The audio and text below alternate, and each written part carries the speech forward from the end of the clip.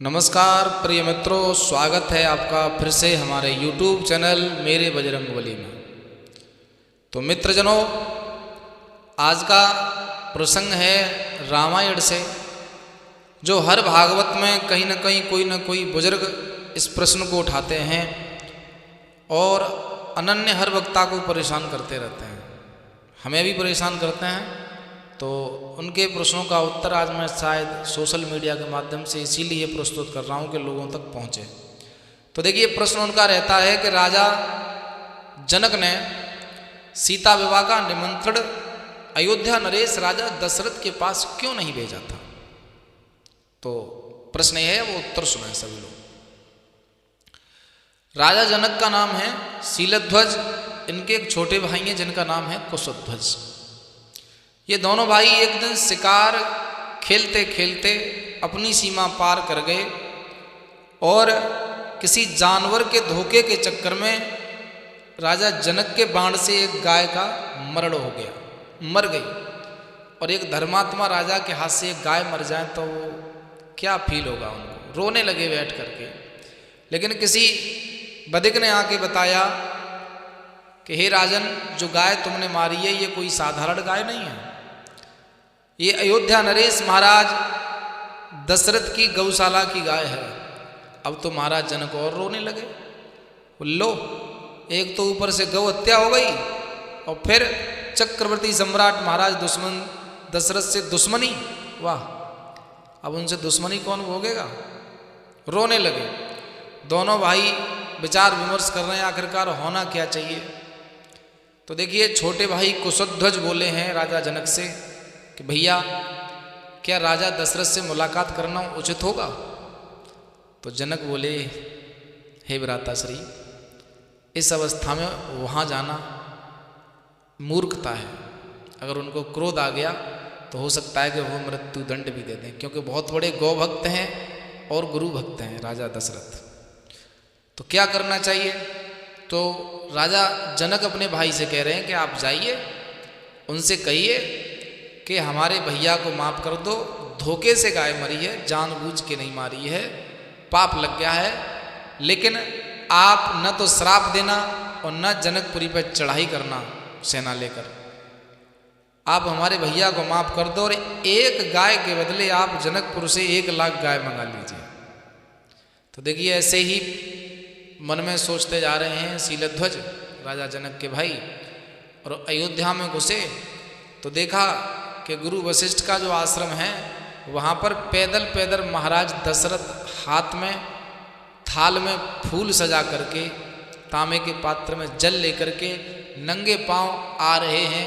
पीछे से सैनिक थोड़े से चल रहे हैं। इधर महाराज जनक के भाई ने देखा कि महाराज तो इधर ही आ रहे हैं, तो वो घोड़ा से उतर गए। और राजा दशरथ ने उस घोड़ा के ऊपर जीन देखा है ना, तो उन्होंने पहचान लिया। बोले, आप कौन हैं। तो वो कहने लगे हैं, महाराज, मैं मिथिला नगरी के राजा जो जनक राज हैं, मैं उनका भाई हूँ कुशध्वज। कैसे आना हुआ अचानक, कोई परेशानी है। ले, परेशानी कोई नहीं है। हाथ जोड़ के आज महाराज जनक के छोटे भाई शीलध्वज चरणों में लेट गए। बोले, महाराज, एक बहुत बड़ी भूल बन गई है। बोले, कैसी भूल। कि हमारे भैया जनक राज के हाथों से भूल से आपकी एक गाय का वध हो गया है, मृत्यु हो गई है। आप श्राप मत देना, आप हमसे दुश्मनी मत ठान लेना। बोले, कोई बात नहीं। इस बात के लिए आप इतने नर्वस क्यों हो रहे हैं, रो क्यों रहे हैं। कोई बात नहीं। उसी जिस मार्ग से महाराज दशरथ पूजा करने जा रहे थे भक्तजनों, वहाँ पर बहुत बड़ी सी झाड़ू लेकर रास्ता को मार्ग साफ कर रहे थे कई लोग जो मेहतर थे। उनमें से महाराज ने एक का नाम लेके संबोधित किया और बुलाया। बोले, देखो, यहाँ और कोई तो है नहीं और सैनिक हमारी सुरक्षा में है, वो तो जा नहीं पाएंगे। तुम एक काम करो, झाड़ू छोड़ो और जल लेकर के सरयू से और उस गाय के साथ परिक्रमा लगा करके आकाश मार्ग में ये कहना कि हमारे महाराज दशरथ ने मन वचन कर्म से अगर गुरु की सेवा की है तो इस गाय को हे ब्रह्मदेव जीवन दान दे दो। और भक्तजनों, राजा दशरथ के सामने ये कार्य हुआ और वो वहाँ से नौकर चलने लगा और चलते चलते उस जंगल में आया जहाँ वो गाय मरी पड़ी है। तो श्रोता बंधु, राजा जनक ने देखा कि ये नौकर आया है और ये तो मेहतर है। उसने जैसे ही राजा दशरथ ने जो स्कीम बताई थी, उपाय बताया था, वही आकाश मार्ग में बोला और गाय खड़ी हो गई, चलने लगी। राजा जनक खुश होकर के अपने महलों की तरफ लौट आए। अब सीता का स्वयंवर की बात आती है, तो सीता स्वयंवर में निमंत्रण इसीलिए नहीं भेजा।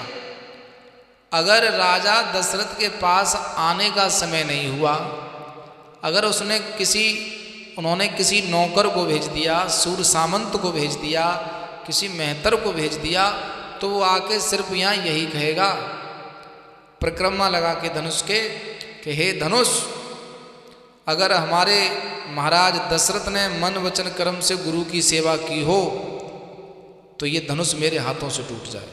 और धनुष टूट जाएगा, सीता को वो ले जाएगी। तो इस विचारणीय शब्द के माध्यम से मैंने आपके सामने ये कथा पेश की है और ये पौराणिक है, प्रामाणिक है और ये कोई मनगढ़ंत नहीं है, मेरे पास इसका ठोस प्रमाण भी है। तो भक्तजनों, अगर आपको ये दृष्टांत अच्छा लगा हो, ये प्रश्न का उत्तर अच्छा लगा हो, तो आप राम नाम का एक कमेंट कर दीजिए, वीडियो को लाइक कर दीजिए, चैनल को सब्सक्राइब कर लीजिए। आपके बहुत बहुत आभारी रहेंगे। बहुत बहुत प्यार भरा आप सभी को नमस्कार।